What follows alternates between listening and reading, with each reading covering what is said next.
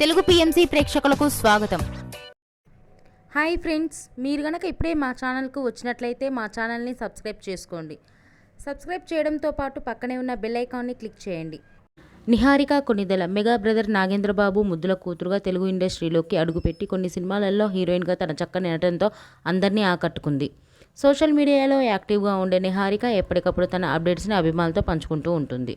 తాజాగా నిహారిక తన లేటెస్ట్ ఫొటోస్ని అభిమానులతో పంచుకుంది. ఆ ఫొటోస్ని మనం కూడా చూసేద్దాం.